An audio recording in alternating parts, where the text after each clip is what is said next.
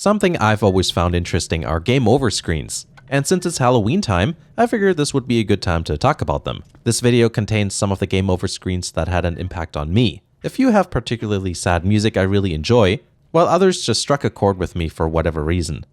There's a mix of new and old as well as known and obscure. What I'm going to do is play the game over screen first, then talk a little about what I like or find interesting about it. Whether you've played these games or not, hopefully it'll remind you of some of the interesting game over screens you've experienced before. Feel free to share what your favorite game over screens are in the comments. I'm sure there's going to be some cool stuff I've never seen before. Alright, let's get started with the list.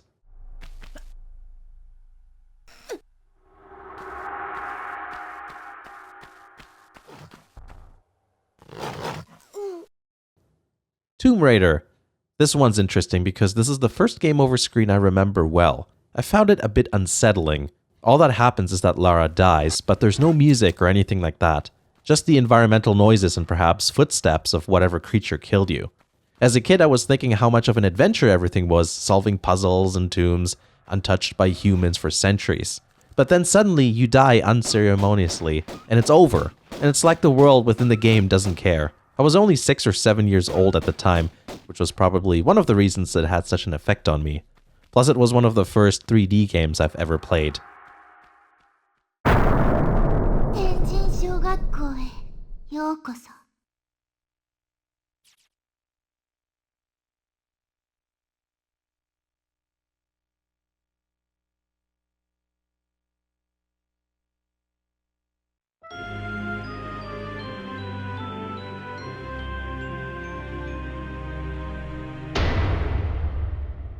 This one is Corpse Party. A lot of people might not know what this game is. This is a Japanese horror game with 16-bit graphics.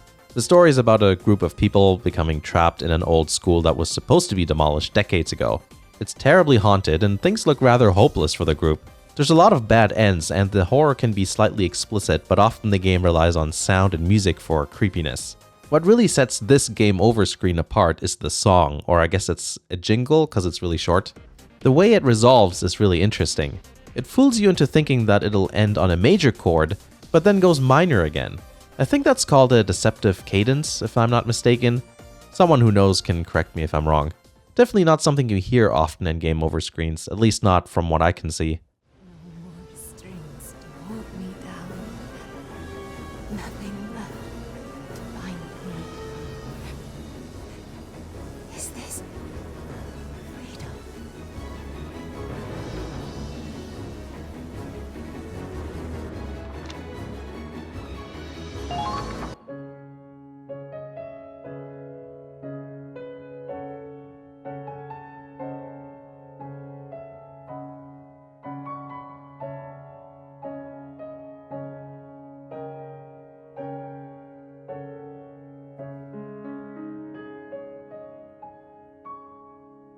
Valkyria Chronicles game over screen gives me a similar vibe to the one from Tomb Raider, except it evokes similar emotions using different methods.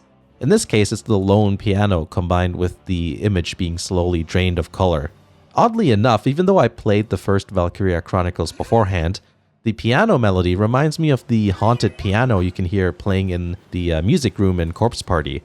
The rhythm is different and it's much faster, but the general melody is similar. Just listen.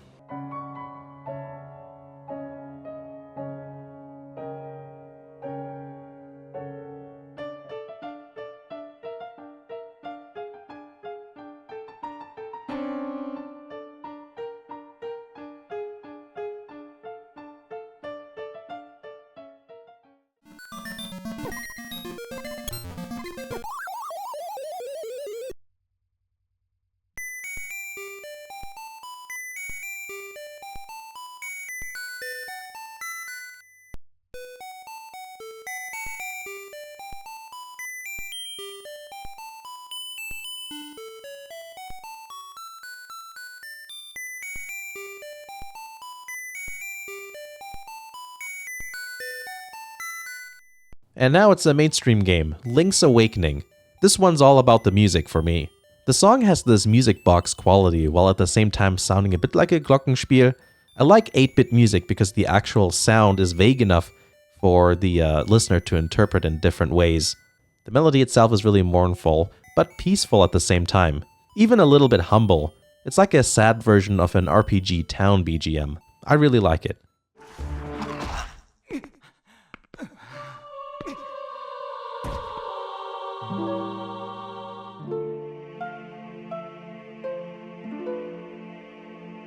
Again, another Zelda game, this time Twilight Princess. Twilight Princess is one of my favorite Zelda games ever, and it also includes some of my favorite music.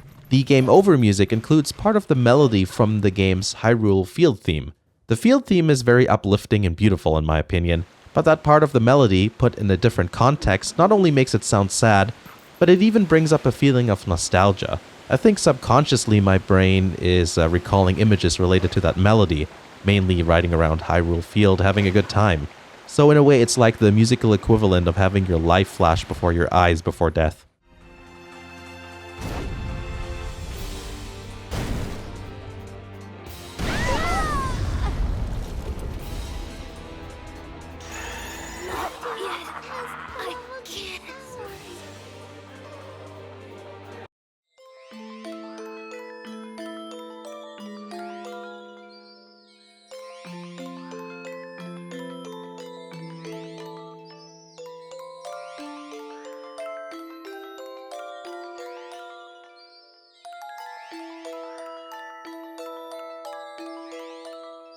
You think there would be a list on my channel without at least one Neptunia game?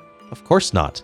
Neptunia V2, in my opinion, was quite a step up in terms of refinement in basically all areas, music included. And I like this one for many of the same reasons I like some of the others. I just gravitate towards sad-sounding music naturally. Almost everything I listen to is in a minor key. It's also slightly surprising to have such a game over screen in a Neptunia game. Even when things get serious, you know, it's usually still pretty lighthearted, and then just having this screen come up with this music, you know, it's just kind of sad.